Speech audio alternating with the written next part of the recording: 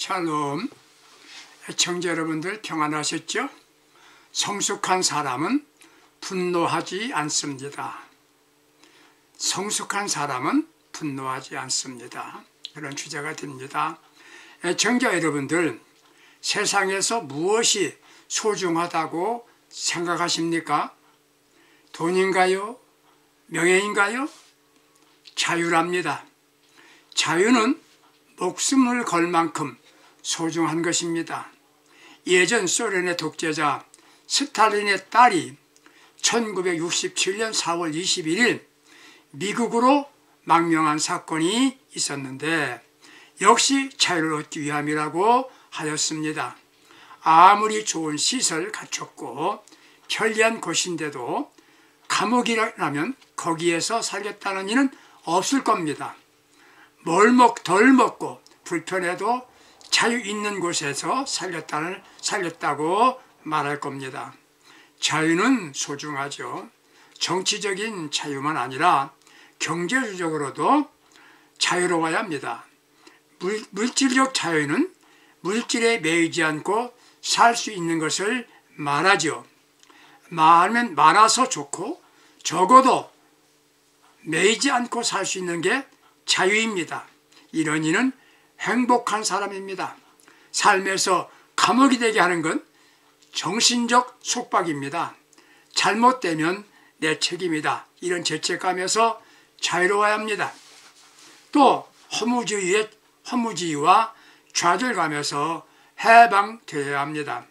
이 세상 헛되고 아무것도 아닌 세상이지만 우리가 사는 동안 더 아름답고 귀하고 멋지게 살고 의미 있게 살아가겠다는 의욕을 가지면 삶이 아름다운 겁니다. 중요한 건 어떤 사건, 환경에서도 분을 내지 않고 살아야 합니다. 화내지 않고 살아간다는 말입니다. 애청자 여러분들, 살면서 화낸 일은 없었나요? 화내지 맙시다. 그럼 왜 분노하게 되나요? 누가복음 15장 11절 이하를 보게 되면 아들 둘 중에 둘째가 집을 나갔죠. 얼마 후에 그 아들이 돌아왔습니다. 아버지는 둘째가 돌아온 게 너무나 기쁘고 좋았죠. 그래서 아들을 껴안고 그를 사랑하고 그를 기뻐했습니다. 그런데 둘째가 돌아온 게 좋았지만 형은 분노했습니다. 큰 아들이 효자라면 아버지 기쁠 때 같이 기뻐할 수 있어야 하는 거 아니겠습니까? 형이 분노한 것은 동생이 돌아와서가 아니라 아버지의 처신에 마음에 들지 않아서였습니다. 사람이 언제 분노하나요? 실망할 때 분노하지요. 아버지가 불공평한 처신을 했다고 생각했습니다. 우린 왜 같이 기뻐하지 못합니까? 성숙하지 못해서 그렇습니다. 아버지 마음 몰랐기 때문이지요. 아버지는 이미 나를 사랑했습니다. 그리고 신임했고 모든 것은 다 그나들 것이라고 계산했습니다. 자기 집에 손님이 찾아왔죠. 반갑게 맞는다면 그 주인은 자기 집 가족들을 사랑하지 않나요? 아버지 마음을 이해하지 못하면 분노하고 시험에 듭니다. 성숙한 형이 됩시다. 이미 마음이 이해하는 마음을 가지고 있다고 한다면 성숙해지는 것입니다. 분노 대신에 애정으로 대할 수 있었을 겁니다. 내가 아닌 동생만 사랑한다. 나는 배신당했다는 착각 때문에 형은 분노한 겁니다. 아버지 행동에 배신감을 느꼈습니다. 자신은 쉬지 않고 일했다. 아버지 재산을 늘렸다. 몸이 부스러져라고 노력하여 재산을 증식시켰다. 그런데 자기에게는 찬채 준다는 말을 하지 않았고 동생을 위해서 찬채 준다는 건 이치받지 않는다. 자신의 정의만 생각하면 분노하게 되는 것입니다. 배신감 가지면 분노하죠. 믿었던 사람이 등 돌리는 거라고 생각되면 화가 납니다. 부모에게 버림받고 가까운 사람에게 무시당하는 것 같이 생각되면 분노하게 되지요. 이는 일시적인 분노가 아니라 지속되는 분노 감정입니다. 그 감정은 오래갑니다.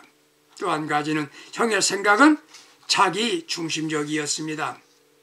자기 중심일 때 분노하게 되는 겁니다. 사람이 화를 내는 데는 공적인 것도 있습니다. 사회나 단체가 잘못할 때 화내는 것이지요. 이를 의분이라고 말합니다.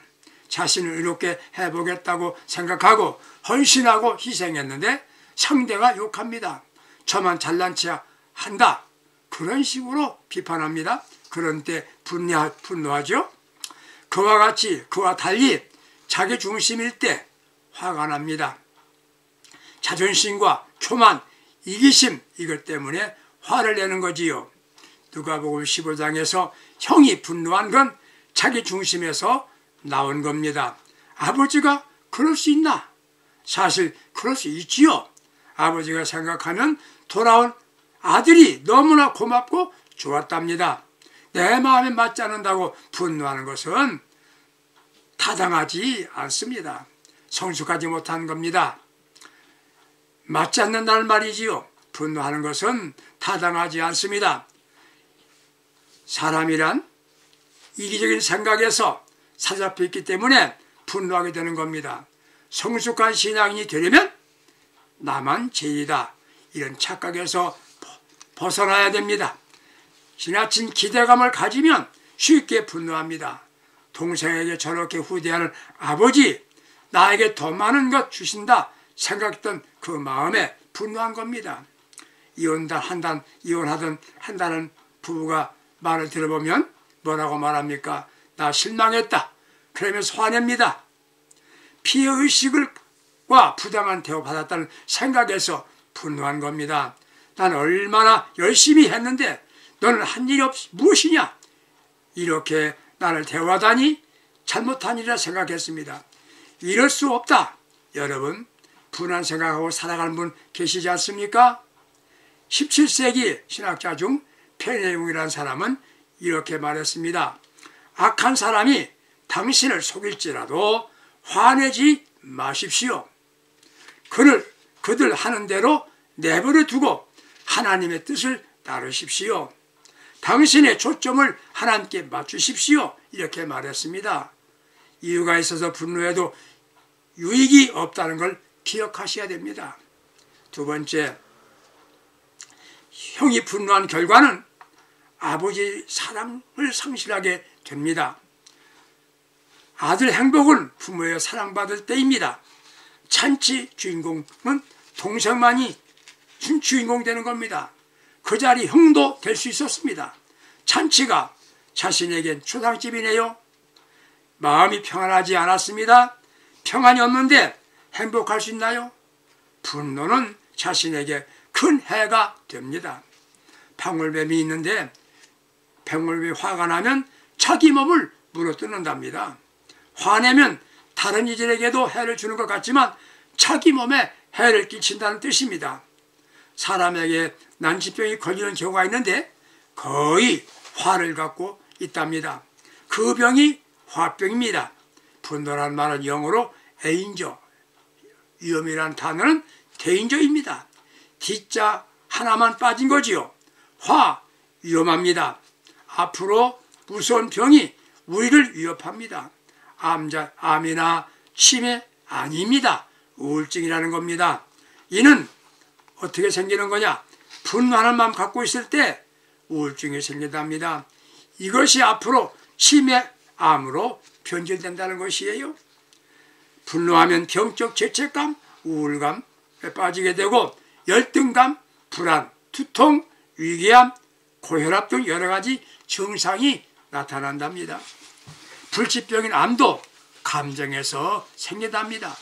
마음에 섭섭하고 분노하는 마음을 갖게 되면 잠도 자지 못하고 밥맛도 없어지죠.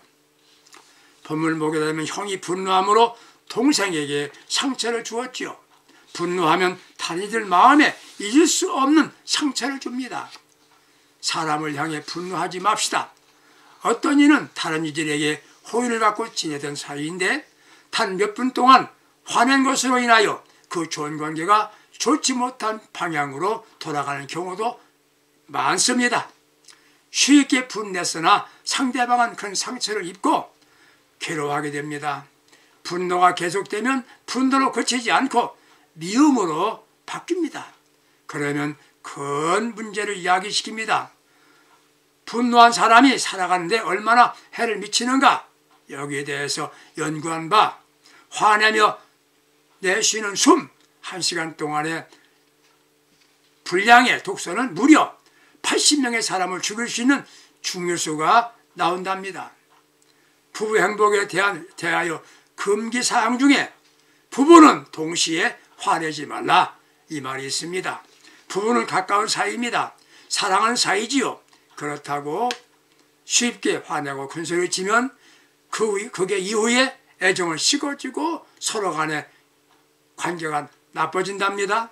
그리고 많은 해를 가져온답니다. 창세기 4장을 보게 되면 아벨이 죽임을 당했지요. 형인 가인이 분노 때문이었습니다. 분노로 사랑해야 할 동생을 죽였습니다. 자기 잘못은 생각하지 않고 너 때문이야. 나는 너 때문에 해를 입었어. 피해 의식과 분노로 살인을 했습니다. 분노하면 영적으로 손해입니다. 모세를 보세요. 세상 모든 권세와 명예를 다 버리고 자기 민족과 함께 믿음의 길, 광야길을 걸어갔습니다. 그런데 백성들은 계속해서 원망하고 불평을 합니다. 아무리 가까운 사이라도 계속 원망하고 불평하면 믿음 좋은 사람도 화납니다. 모세는 백성의 원망 소리를 들으면서 지도자의 사명을 다했습니다. 그런 일들은 모세 자신을 위한 게 아니라 백성을 인도하고 하나님의 명령에 순종하기 위함이었습니다. 그런 모세에게 하나님께서 너는 그렇게 바라고 꿈꾸던 가나안에 들어가지 못한다, 선언하십니다. 왜? 가나안에 들어가지 못하게 된다요? 그가 분노했기 때문입니다. 백성들이 목마르다고 원망합니다. 그때 모세가 기도했죠. 하나님께서 이 백성은 목마르다고 원망합니다. 모세가 아무리 이해를 해도 그들을 이해할 수가 없어요. 하나님께서 모세에게 물을 주시기 위하여 넌 지팡이를 들고 명하라 하십니다. 명하면 될 것인데 모세는 판석을 탁탁 쳤습니다. 물이 나왔죠. 다음 이야기가 중요합니다.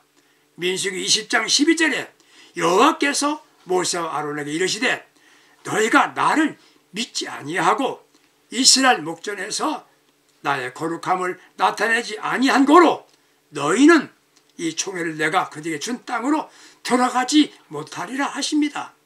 이유는 민수기에서 20장 8절입니다.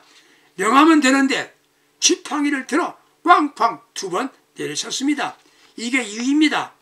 이스라엘 민족이 그렇게 쉬지 않고 원망하는 소리 들었는데 모세가 화를 냈죠. 자신도 모르게 지팡이를 들어 친 겁니다. 분노의 표시입니다. 화내는 게 정당하다고 해도 하나님은 기뻐하지 않으십니다. 억울한 생각, 분한 마음으로 모든 것을 막습니다. 기도응답과 축복, 은혜 받음을 방해합니다. 매사에 시작이 중요한 것 같이 마지막은 참 중요합니다. 운동도 그렇고 인생도 그렇습니다. 모세를 보세요. 백성들과 함께 수많은 날들 고생했습니다. 그런데 이게 무슨 일인가요? 너는 가나안에 들어갈 수 없다. 이 말이 무슨 말입니까?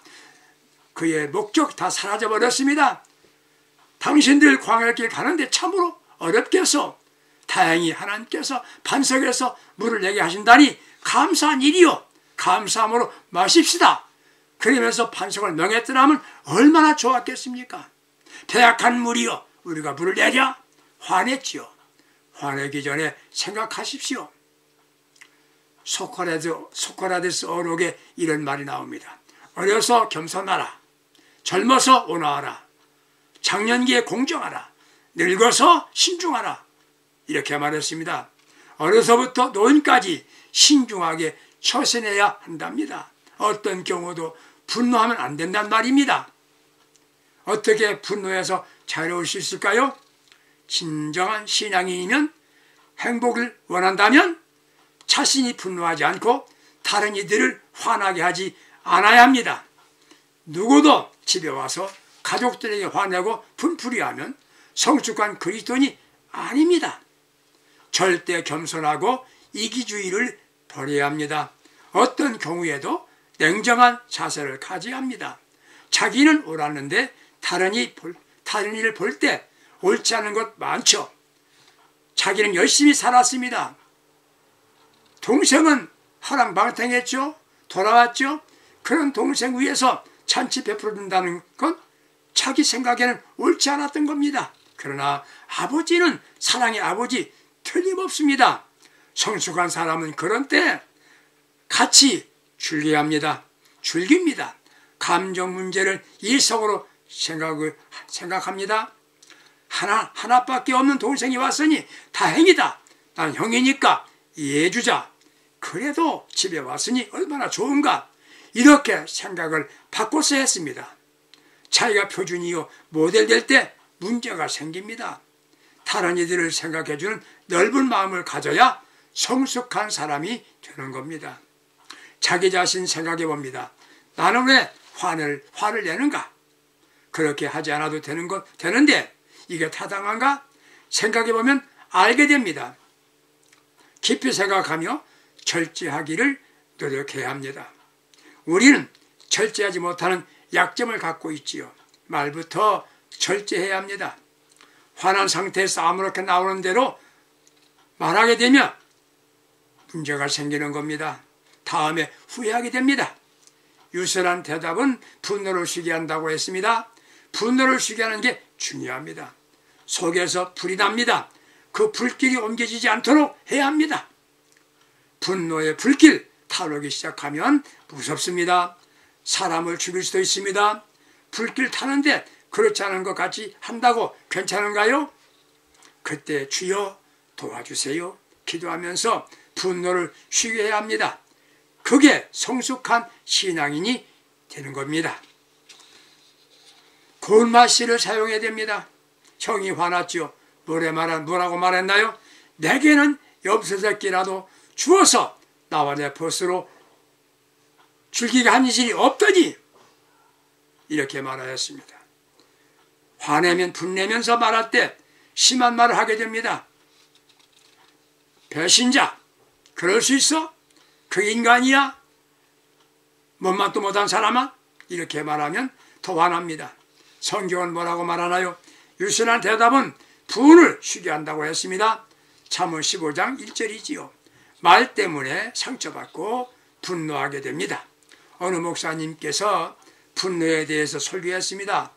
예배 끝나자 한 여인이 찾아와서 이렇게 말합니다. 목사님, 저는 가끔 성질이 급해서 쉽게 폭발하지만 뒤는 없습니다.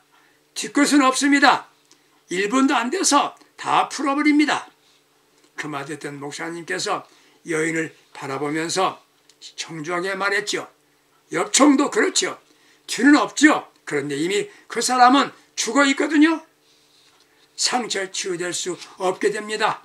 좋은 말, 고운 맛이 사용하는 훈련이 필요합니다. 분노에서 자유롭게 표현할 수 있는 훈련이 필요한 것입니다. 형이, 아버지, 저에게도 어느 기회가 되면 벗들과 즐길 수 있는 시간 주시면 감사하겠습니다. 기다리겠습니다. 그랬다면 성숙한 아들이지요.